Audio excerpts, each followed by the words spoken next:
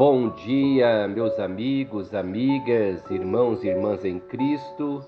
Aqui é o pastor Valdecir Moura, em nosso encontro de todas as manhãs, de segunda a sexta-feira, onde temos a oportunidade de iniciar o nosso dia refletindo na palavra de Deus e também em comunhão, falarmos com Deus por meio da oração. Hoje eu quero convidá-los a lermos a palavra de Deus no livro de Gênesis, capítulo 28, do versículo 13 ao 15, que diz assim: Eu sou o Senhor, Deus de Abraão teu pai e Deus de Isaque. A terra em que agora estás deitado, eu a darei a ti e à tua descendência. A tua descendência será como o pó da terra. Estender-te-ás para o ocidente, para o oriente, e para o norte e para o sul. Em ti e na tua descendência serão abençoadas todas as famílias da terra. Eis que eu estou contigo e te guardarei por onde quer que fores e te farei voltar a esta terra, porque te não desampararei até que eu cumpra aquilo que tenho lhe falado. Meu amigo, minha amiga, meu irmão, minha irmã, quando olhamos para esta passagem bíblica, vemos que Jacó, em fuga com relação à ira do seu irmão Esaú, ele está no deserto e em meio ao deserto ele tem uma visão da escada que ligava a terra ao céu e dos anjos de Deus que subiam e desciam. É interessante observarmos porque essa visão em que Deus apareceu para Jacó através de um sonho em Betel, e ali ele viu os anjos de Deus que desciam e subiam pela escada. E o significado dessa visão espiritual teve várias aplicações práticas na vida de Jacó, porque confirmava a presença protetora e abençoadora do Senhor em sua vida. No entanto, a visão da escada de Jacó também aponta para um significado mais profundo na pessoa de Jesus Cristo. Por isso é importante nós percebermos quando aconteceu a visão da escada de Jacó.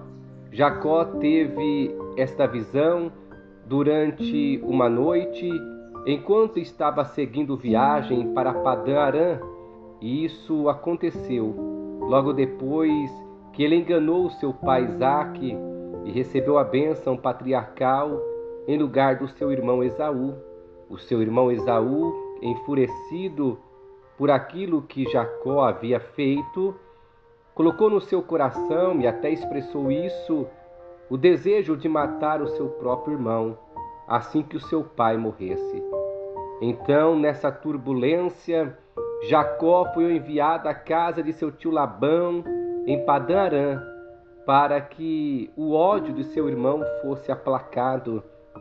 E enquanto ele seguia pelo caminho de Berseba para Arã, a Bíblia nos diz que ele parou num lugar para passar a noite. E naquele lugar ele pegou uma pedra do local e fez de travesseiro. E essa era uma prática muito comum naquela época. Inclusive, é provável que a pedra tenha servido mais como proteção para a sua cabeça do que como travesseiro. E foi assim, enquanto Jacó estava dormindo, que ele teve a visão da escada. A Bíblia relata que em seu sonho, Jacó ele contemplou uma enorme escada cuja base estava apoiada na terra e o topo atingia o céu. E por essa escada, os anjos de Deus subiam e desciam. Deus estava perto de Jacó e se revelou a ele. E as palavras do Senhor para Jacó foram significativas demais. Eu sou o Senhor, o Deus de Abraão teu pai, e o Deus de Isaque. A terra em que estás deitado agora, eu a darei a ti e à tua descendência. A tua descendência será como o pó da terra, e estender-te-ás para o ocidente e para o oriente, e para o norte e para o sul. Em ti e na tua descendência serão abençoadas todas as famílias da terra. Eis que eu estou contigo, e te guardarei por onde quer que fores, e te farei voltar a esta terra, porque te não desampararei, até que eu cumpra aquilo que tenho falado. Quando Jacó lhe despertou do sono, ele reconheceu que havia recebido uma visita do próprio Deus. E ele declara: na verdade, o Senhor está neste lugar e eu não sabia. E temendo, ele diz: quão temível é este lugar! É a casa de Deus, é a porta dos céus. Jacó então pegou a pedra que tinha apoiado a sua cabeça durante a noite e a colocou como uma coluna e a consagrou. E ali nós vemos que aquele lugar até então era anônimo e apresentado como sendo, naquele momento, cidade de luz, uma das maiores e mais importantes cidades cananitas da época.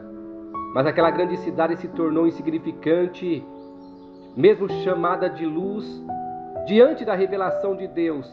Inclusive o seu nome foi trocado por Jacó de Luz para Betel, que quer dizer casa de Deus.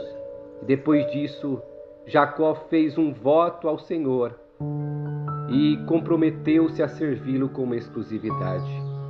Meu amigo, minha amiga, meu irmão, minha irmã, a escada que Jacó viu, ela traz um significado profundo. Jacó teve aquela visão num momento muito difícil e complicado de sua vida pessoal. Jacó teve que fugir da casa de seus pais porque o seu irmão Esaú queria matá-lo. Porém, ele também estava indo para uma casa em que seu tio Labão estava pronto para explorá-lo. E diante dessa realidade, o significado da visão da escada de Jacó mostra muito claramente que Jacó não estava sozinho, mas o Senhor estava com ele. O Deus da aliança havia escolhido Abraão e Isaque, e assim como havia escolhido Abraão e Isaque, também escolheu Jacó e cuidava dele. E seus anjos estavam ali para protegê-lo. Tudo isso é muito perceptível na declaração que Jacó ouviu do próprio Deus durante aquela revelação. Deus garantiu a Jacó sua presença protetora, sua presença abençoadora, sua presença provedora. Deus também renovou as promessas da aliança com Abraão, dizendo que daria a Jacó e a sua descendência a posse daquela terra em que ele era peregrino, e por meio de sua linhagem, de sua descendência, todos os povos da terra seriam abençoados. E também podemos perceber um significado ainda mais maravilhoso na visão da escada de Jacó. Aquela visão apontava para Cristo, e o próprio Mestre amado aplicou essa imagem a si mesmo lá no Evangelho de João, capítulo 1 e versículo 51. Em verdade vos digo que daqui em diante vereis o céu aberto e os anjos de Deus subirem e descerem sobre o Filho do Homem. A Bíblia salienta claramente que Jesus Cristo é o único mediador entre Deus e os homens. Ele é quem dá acesso ao Pai Celestial por meio de um só Espírito. E quando olhamos para essa passagem bíblica referente à escada que Jacó viu em sua visão, vemos que ela nos traz lições preciosas. Ela nos ensina que Deus cumpre seu propósito apesar das falhas humanas. Jacó era um fugitivo que tinha acabado de enganar seu próprio pai. No entanto, Deus, pela sua vontade soberana, havia escolhido Jacó e estava moldando o seu caráter. O homem que estava cercado de desconfiança, de medo e ódio, agora longe de sua casa, começava a experimentar a graça misericordiosa de Deus. A visão da escada de Jacó também nos ensina sobre o envolvimento pessoal de Deus com os assuntos da terra, tendo especial atenção no que diz respeito à vida daqueles que nele creem. A presença protetora do Senhor sobre aqueles que nele creem, em certo sentido, também se expressa através do ministério dos anjos. Seres angelicais criados por Deus são espíritos ministradores que, por ordem do Senhor, servem aos que herdarão uma vida eterna, como nos mostra o escritor a carta aos Hebreus no capítulo 1 e versículo 14 de sua carta. Vemos também que a visão da escada no sonho de Jacó nos mostra a sequência dos acontecimentos que, após aquela visão da escada, nos leva a entender que servir a Deus não significa ter uma vida fácil. Nos anos depois daquela visão, que foi uma experiência com Deus, Jacó enfrentou muitas provações, adversidades, e muitas vezes a presença protetora de Deus não nos livra da aflição, não nos livra das provações, mas nos livra na aflição, nos livra nas provações. O sofrimento também é um instrumento através do qual Deus refina o nosso caráter e aperfeiçoa a nossa fé. Isso aconteceu com Jacó. A visão da escada de Jacó também ensina que, ao menos que Deus queira, o ser humano não pode ter acesso ao céu. Aquela visão de Jacó nos lembra uma outra história bíblica, que depois do dilúvio os homens começaram a construir uma torre, a Torre de Babel, e tinham por objetivo, por finalidade, tocar o céu. Mas há uma grande diferença entre a Torre de Babel e a escada da visão de Jacó. A Torre de Babel partia da terra para o céu, mas a escada de Jacó, a que ele viu em sua visão, partia do céu para a terra. A expressão hebraica nesse texto bíblico significa literalmente que a escada estava direcionada para a terra. Seu alicerce era celestial e não terreno. Meu amigo, minha amiga, meu irmão, minha irmã, nenhum empreendimento humano pode ligar a terra ao céu. A comunhão entre o céu e a terra é estabelecida somente por uma iniciativa divina. A palavra Babel vem de uma raiz que significa portão de Deus. Mas o contato de Deus que seus rebeldes construtores buscaram acabou dando lugar ao juízo de Deus sobre eles. E ali houve uma divisão entre a humanidade, porque Deus agiu na comunicação deles e ali houve uma confusão. Muitos anos depois, por iniciativa de Deus, Jacó pôde contemplar a porta dos céus. Entenda, somente pela graça de Deus é que pode haver contato entre o céu e a terra. A visão de Jacó também tipifica Jesus Cristo. Em Betel, que significa casa de Deus, Jacó enxergou o eixo de ligação entre o céu e a terra. Por isso ele chamou aquele lugar de a casa de Deus e a porta dos céus.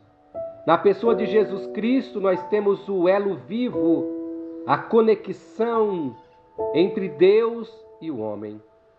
Deus faz daqueles que nele creem aqui na terra a própria casa divina, onde o Espírito Santo habita, como nos mostra a primeira carta aos Coríntios, capítulo 3, versículo 16, e a carta aos Efésios, capítulo 2, versículo 22. Meu amigo, minha amiga, meu irmão, minha irmã, Jesus é a nossa porta do céu. Ele é a porta estreita, mas Ele é a porta do céu. Ele é o caminho para a casa do Pai. e que nós possamos diariamente entregar a nossa vida ao Senhor. Vamos falar com Deus.